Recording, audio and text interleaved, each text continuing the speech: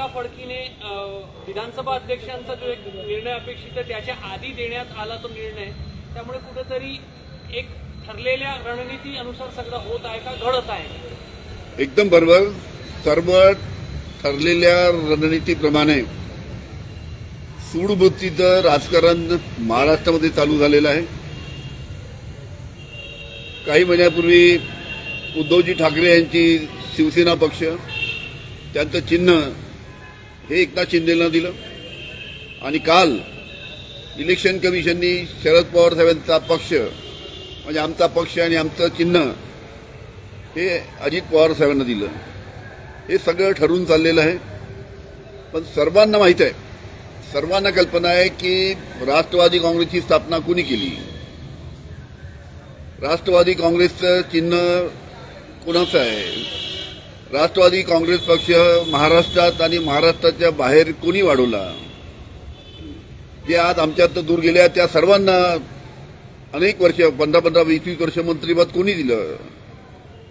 आणि अशा पद्धतीने ज्या व्यक्तींनी, ज्या शरद पवार साहेबांनी राष्ट्रवादी काँग्रेसची स्थापना केली, स्वतः ते पक्षाचे अध्यक्ष होते आणि अशा पद्धतीनं सूडबुद्धीचं राजकारण करून त्यांचा पक्ष काढून घ्यायचा, त्यांचं चिन्ह काढून घ्यायचं. पण एक आपल्याला सांगतो की आमचा पक्षही शरद पवार आहे आणि आमचं चिन्ह पण शरद पवार साहेबांचं आहे. आज पवार साहेब नवीन चिन्हाच्या बाबतीत काय आहे त्या निर्णय माहीत पडेल. पण तुम्हाला सांगतो, महाराष्ट्रामध्ये शरद पवार साहेब, उद्धवजी ठाकरे आणि राहुलजी गांधी काँग्रेसच्या माध्यमातून जे महाराष्ट्रामध्ये फिरतील तर एक वातावरण त्यानिमित्तानं महाराष्ट्रामध्ये तयार होईल, अशा प्रकारची परिस्थिती आहे.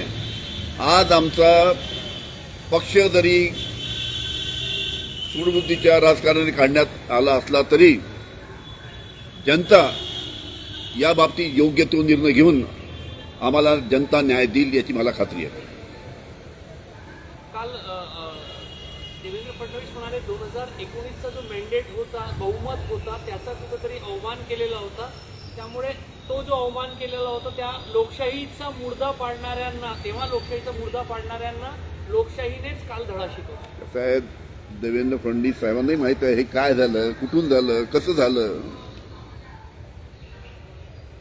अदृश्य शक्तीचा वापर करून हे सर्व करण्यात आलेलं आहे, हे सर्वांना माहित आहे. आता काहीतरी सांगायचं, काहीतरी लोकांच्या समोर आपली बाजू मांडायची या पद्धतीनं काही वक्तव्य कोणी करत असतील, हे महाराष्ट्रातील जनतेला त्यानिमित्तानं संपूर्ण माहीत आहे की कशा पद्धतीने शिवसेनेच्या बाबतीत झालं, कशा पद्धतीनं काल राष्ट्रवादीच्या बाबतीत झालं, हे सर्व महाराष्ट्रातील जनतेला माहीत आहे.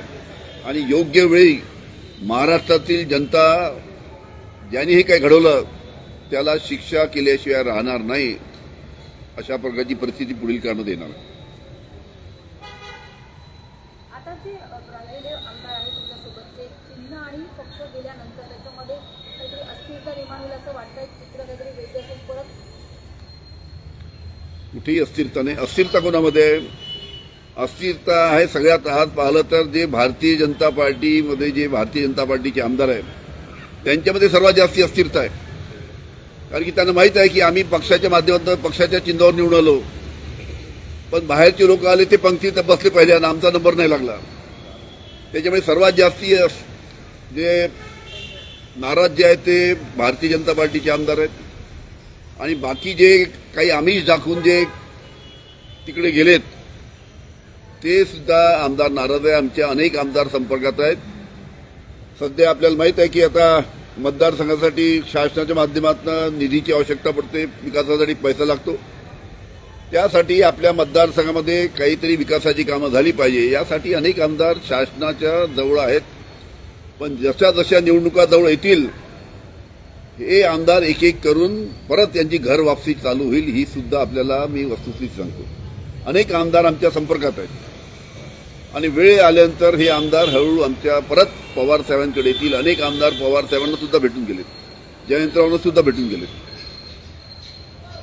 आणि अनेक आमदार जी या पद्धतीनं घर वापसी त्यांनी पुढील काळामध्ये होणार आहे.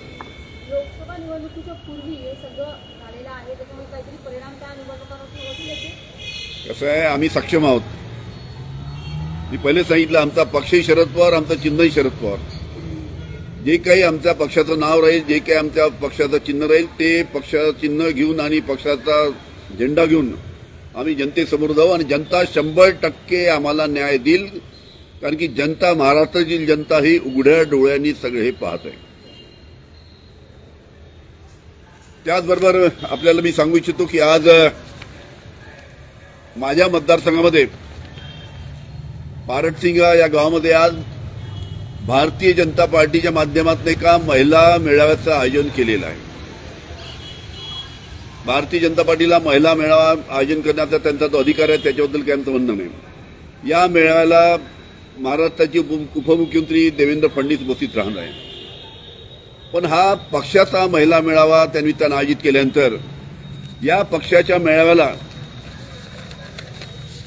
राज्य शासनाच्या माध्यमातून म्हणजे या पक्षाच्या मेळाव्याला खंडविकास अधिकारी BDO काटोल यांनी ऑफिशियल पत्र पाठवलं सर्व सचिवांना की तुम्ही ग्रामपंचायतच्या खर्चाने प्रत्येक गावातनं 100 महिला घेऊन या मेळाव्याला उपस्थित राहा, अशा पद्धतीचं खंडविकास अधिकारी म्हणजे BDO काटोल याचं पत्र त्यांनी पाठवलेलं आहे.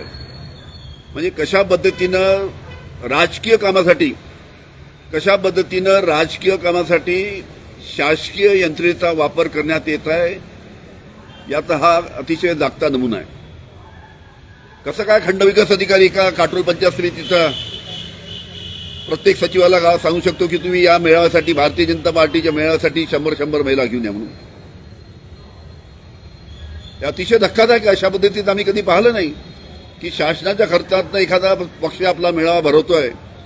ठीक आहे, भारतीय जनता पार्टीला त्यांचा मेळावा भरण्याचा अधिकार आहे, पण शासकीय खर्च BDO पत्र काढतो, त्यांना फोन करून सांगतो की तुम्ही मोठ्या संख्येनं प्रत्येक सरपंचाला आणि सचिवाला फोन करून सांगतो की तुम्ही या मेळाव्याला उपस्थित राहा.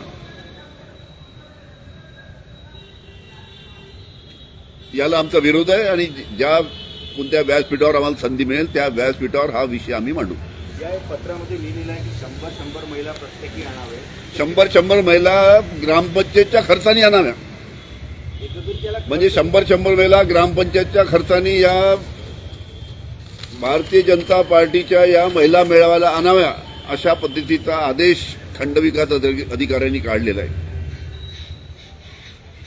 याच्या बाबतीत रिस्तर आम्ही तक्रार करूच, पण अशा पद्धतीनं आपल्या तुम्ही या मेळाव्याला उपस्थित राहा,